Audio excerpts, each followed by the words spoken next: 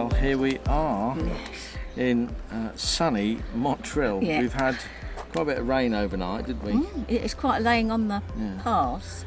I like that though. I like it when it's blue sky in the day and then rains overnight. That's very good because we get a nice fresh feeling in the morning. The pictures, and the pictures seem to be gravel and a bit of grass all round them. So, well, not laid grass, but more like wild grass. Well, the pitch that way, which you would have seen in the picture at the start of this video, is where we will be in a couple of days. This is part of the car park. Yes. Now, they've got bungalows on site. So some of the pictures are the wooden buildings, the bungalows they call them, and the bungalow parking is over there. So we're sort of in line with the bungalow parking, which is why we parked this way. There's a little picket fence facing us here, which actually can be easily removed, so we can drive straight into there. Once we're ready. It's really good. So we didn't do much last night. We had a simple salad with some egg mayonnaise. Yeah, we did. Boiled eggs, bit of mayonnaise, mash it up. We felt mentally drained. Well, you were especially, and I just totally. And then when you get like that, I get like that, and we was right there, weren't we? So we couldn't. When I stop being sensible, Wendy starts to panic a little bit more. I do. Because she's a right to though. Because if I'm not sensible, who knows what can happen? And I was mentally drained yesterday. Yes. We've put the silver screens on the van. Yep. Because while we were at La Manga, we didn't really put the silver screens on, and I really don't know why we didn't do it. Laziness. It was like one of those things. But we were there for a couple of days and we hadn't put them on. I thought, oh well, let's not bother. And then it was like thoughtless, lazy behaviour. But what that did, we were getting massive loads of condensation on the windscreens, and we weren't really worrying about it too much because the sun would come and evaporate it. But what that did down the front end of the screen, all the water would run down, and then Wendy found a bit of that sort of mould stuff from the condensation. So we had to clean all that up. And it did, and it went inside the window, the door frame. Oh, inside the door frame. You know where the window is? If you take the Remis blinds off and imagine a standard window, there's that bit of sort of felt stuff and rubber. That went all sort of speckly as well, which is really bad. We're not going to let that happen. We need to wipe through there every day if we do. Just to clear that off. And we keep an eye on it with the silver screens, but you shouldn't get any condensation with the silver screens. There'll be no condensation with the silver screen, so that's a silver screen guarantee.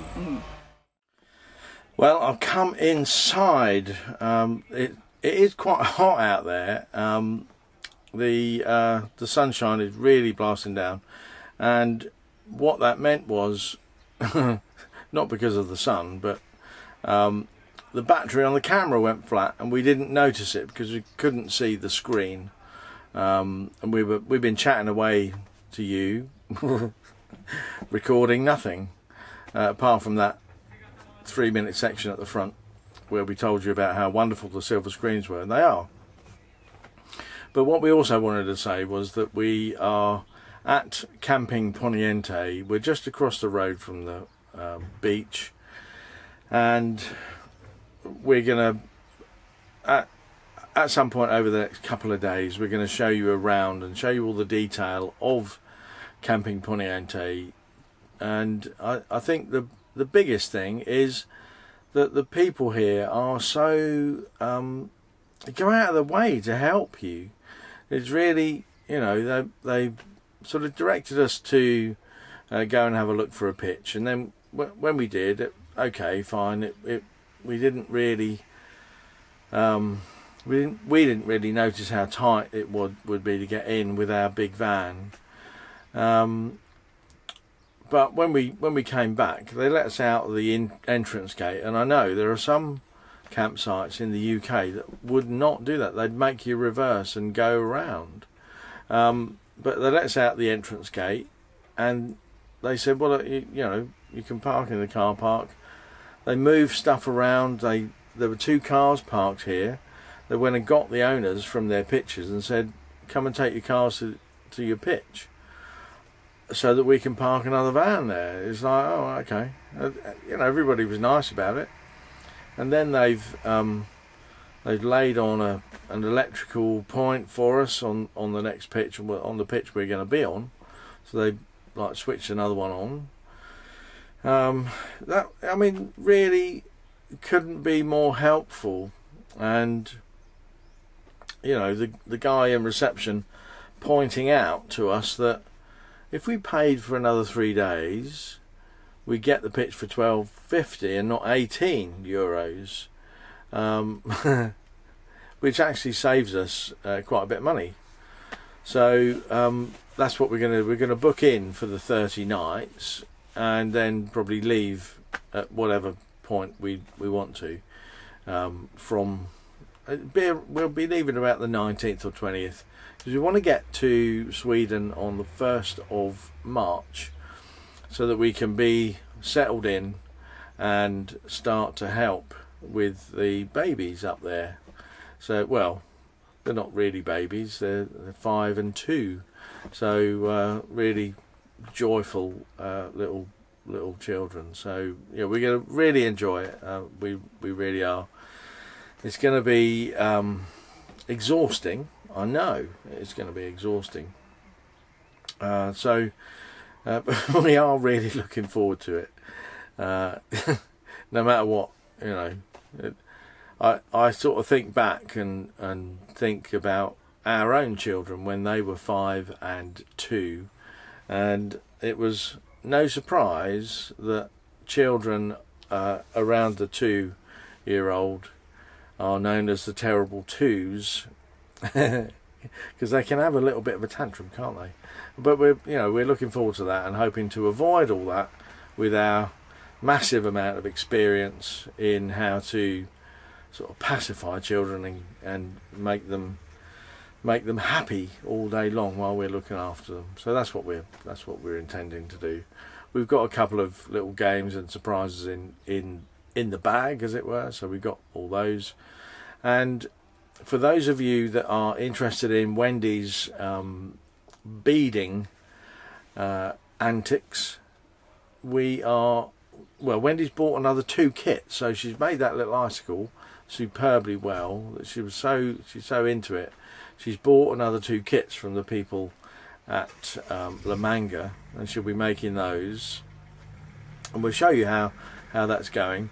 But interestingly enough, our 5-year-old grandson, he likes they have a thing in Sweden where there's lots of little plastic beads and a sort of a spiked mat that you build pictures on. They're sort of like little tubes, little plastic tubes, and you put them on the mat, and